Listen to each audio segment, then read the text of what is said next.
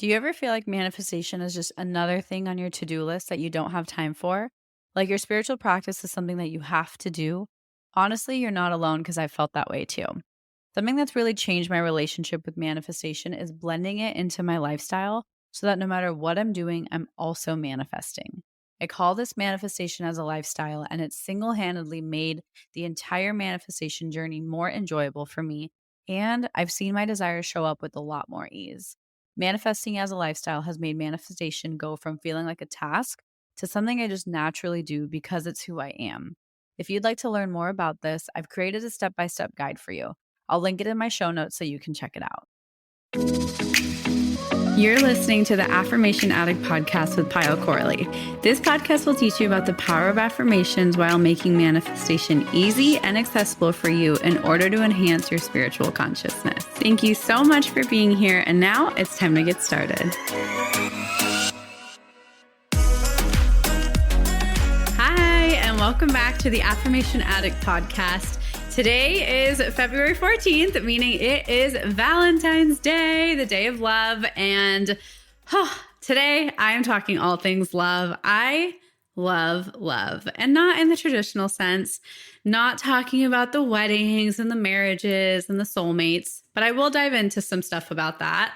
But today, in honor of the day of love, in honor of Valentine's Day, I wanted to share 5 lessons I have learned about love. And I'm going to be referencing my notes. So for everyone watching on video, I'm looking over here because my laptop's right here. But let's talk about love. The 5 lessons I want to share are not in respect to like one specific type of relationship. It is not only in respect to your soulmate or your partner or your significant other. It is in respect to all types of love.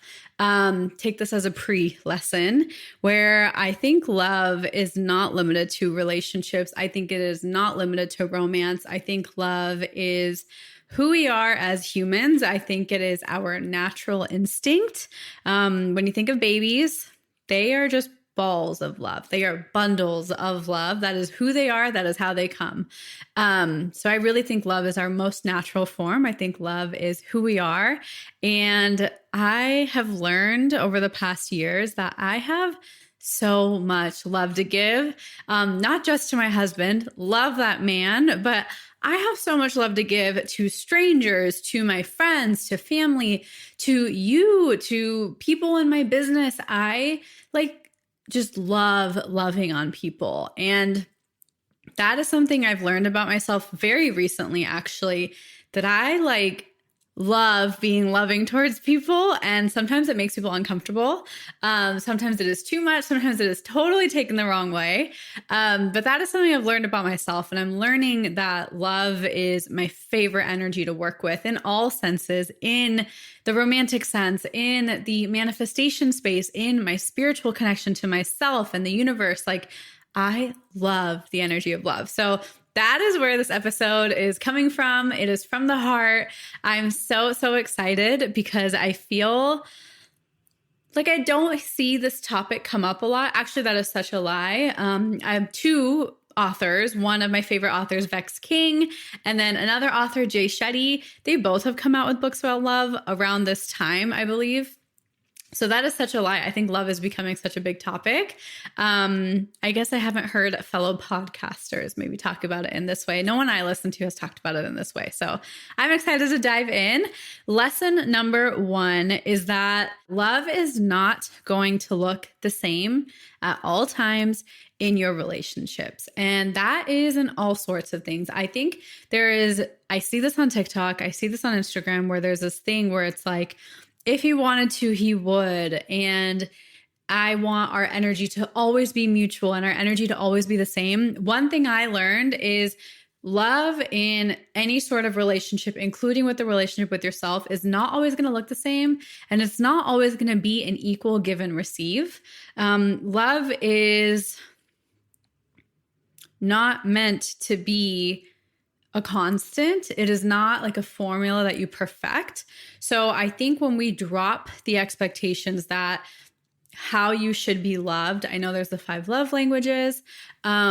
I think when you drop the expectations of what love looks like and what love should be expressed as from someone else, you start to learn that love is so much bigger than that. So the first rule I want to say is that love is not going to look the same at all times. So an example is me and Tom's relationship. When we first started dating, he was in the military.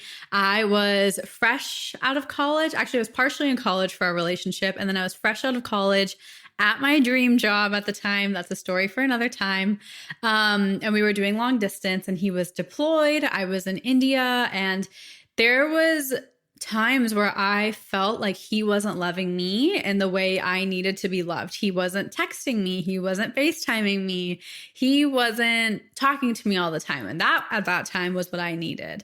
Whereas for him, his focus was honestly staying alive, being there for him and his comrades, and focusing on work. And his work was so dangerous.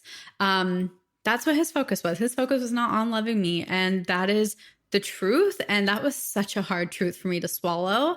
Because looking back, I was like, wow, I was such an unsupportive girlfriend at the time.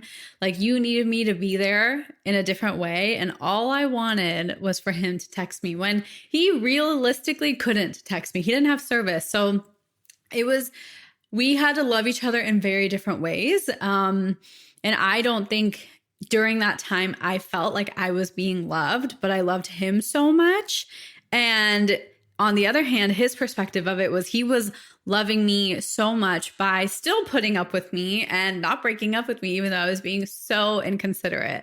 So there's so many different versions of love, and at different stages of different relationships, whether this is a friendship, whether this is a partnership, whether this is your relationship with yourself, love is going to look different, and people are going to put in different efforts at different times, and it's going to show up differently. So I don't think love is always 50-50 and it's the same all the time. I think that is a really, really hard pressure to put. I know there's been multiple times in my relationship with Tom, with my family, where I have been so mean, or I've been so just focused on me, and they still chose to love me when I did not have time to give them the love that they probably wanted or needed from me.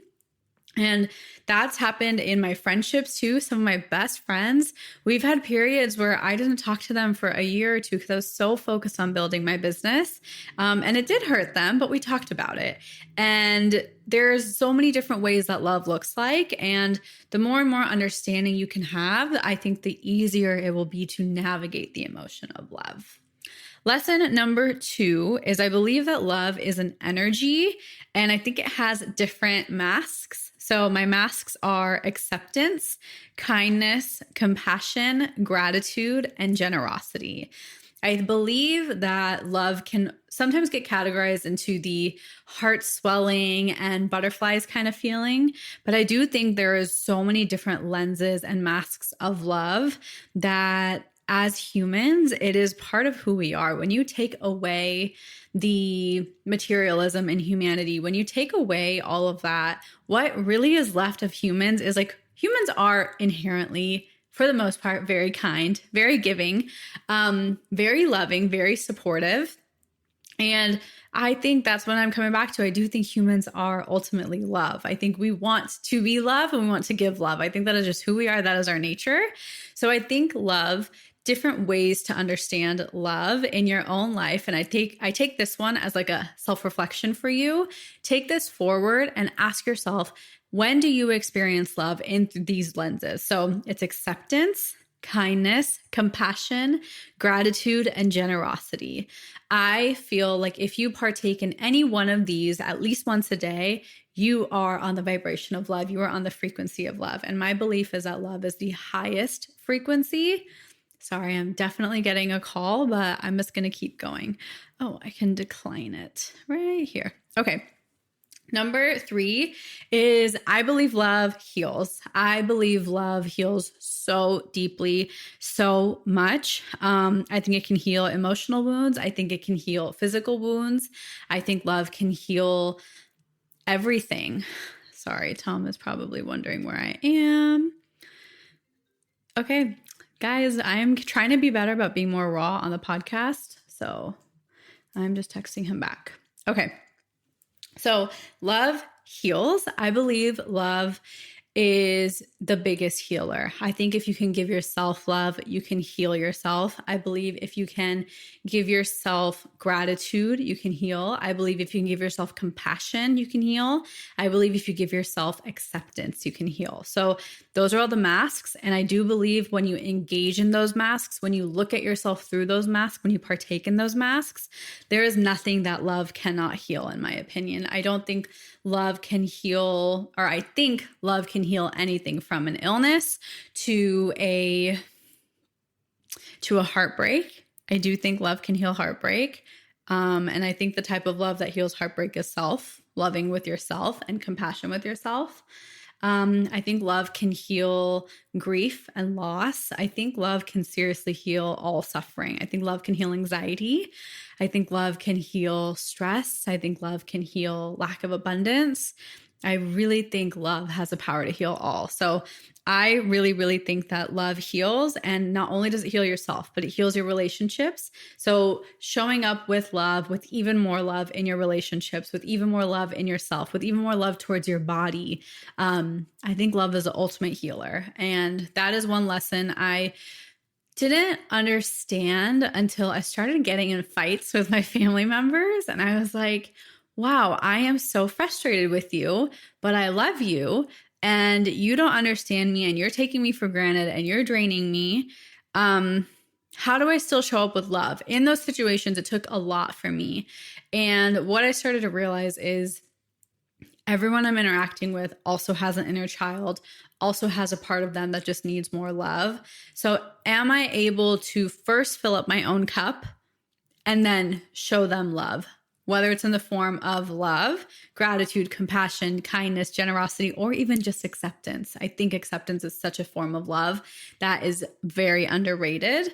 If we can just accept, we try and change people, we try and change our loved ones, we try and change things. If we can just accept, I do believe so much can heal. And I do think acceptance is a form of love.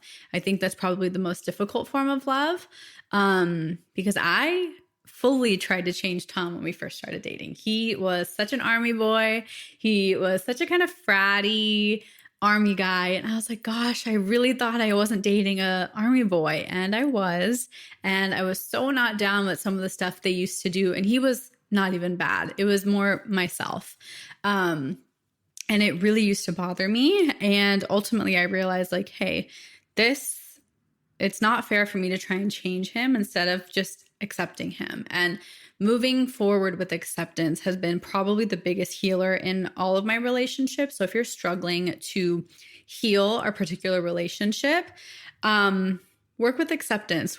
Figure out what acceptance feels and looks like to you, because it is a form of love, in my opinion. And I think it can really do wonders. Hi, beautiful friend. I hope you're enjoying this episode. I wanted to hit pause for 15 seconds and share with you about my spiritual membership I created to help you raise your vibration and manifest with ease. I created Affirm It so you can have access to all, and I really mean all of the spiritual tools you need to step into your higher self and watch your dreams manifest with ease. If you're really ready to dive into your spirituality and connect with your highest self, I invite you to join the Affirm It membership. More details are in the show notes if you're interested. And now let's jump back in. Number 4 is wear those rose-colored glasses, or those rose-tinted glasses, as the saying goes. I think looking at life, looking at people, looking at yourself through the lens of love is such a key to life, to adding more magic in your life, to just feeling a sense of constant awe, to feeling just like on cloud 9. I think my favorite phrase, I'm sure it's not just me who says this, but I think my favorite phrase and my favorite affirmation that I ever created was, I look at my life and myself through the lens of love. And that lens of love, it just does something to me. It makes my body tingle. It makes my heart feel open.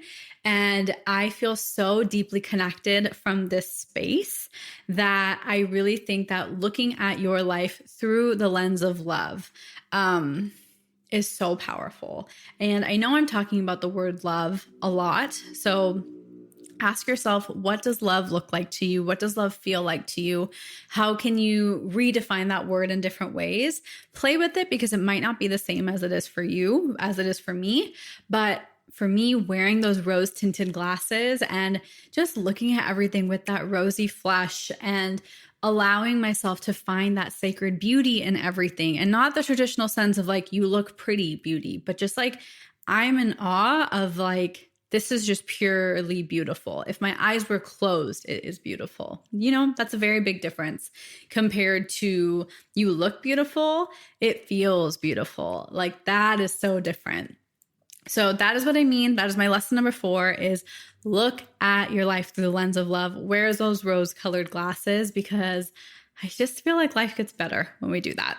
And number 5, back to relationships, is I really do believe love is a choice.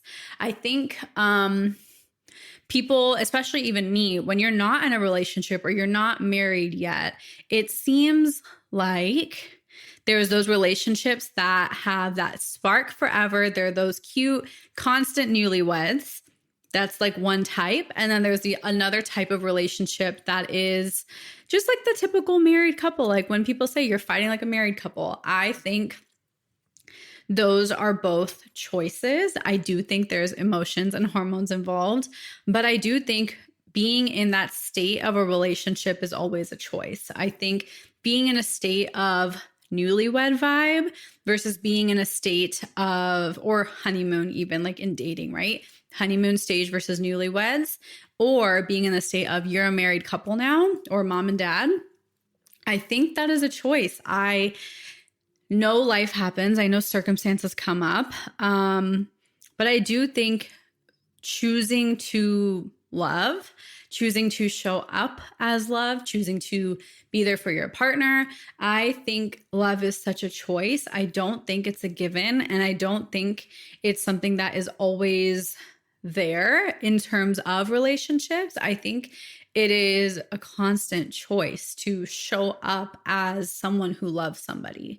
And I think that choice trickles down to yourself as well as your relationships. This is any sort of relationship, but I am referring to like romantic relationships because I know it's Valentine's Day.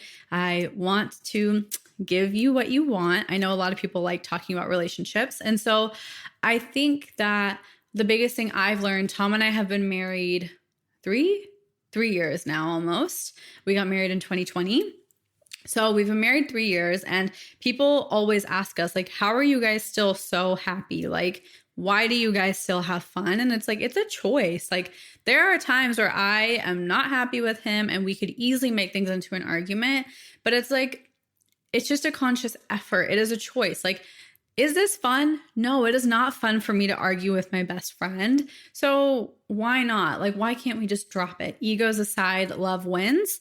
And I think from all the relationships I've seen that are like super successful, and I think every relationship that exists is successful. I don't think it's like a pass or fail, but I think for the relationships that I've seen just that make me feel inspired are the ones who openly admit love is a choice. And it is a choice for me to love you on your good days, on your bad days, on the days where you might snap at me, on the days where I might snap at you. It is a choice. And look at that, observe that, and you have to ask yourself, like, are you willing to make that choice with yourself?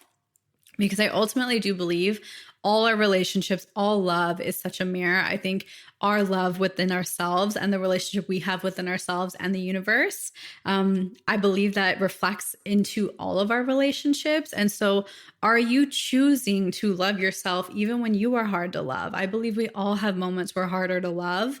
Even in our own eyes, I think there's moments I'm hard to love. Like, I look at myself sometimes, I'm like, wow, I don't want to love you, but I am choosing to love you today. Like, there are days where I look at myself and I don't want to love me. It's a very natural thing. I think we all struggle with self-imposed sabotage, and those days make it harder to love our own selves. And I want to remind you that loving yourself is a choice. It is not a natural or constant state of being all the time.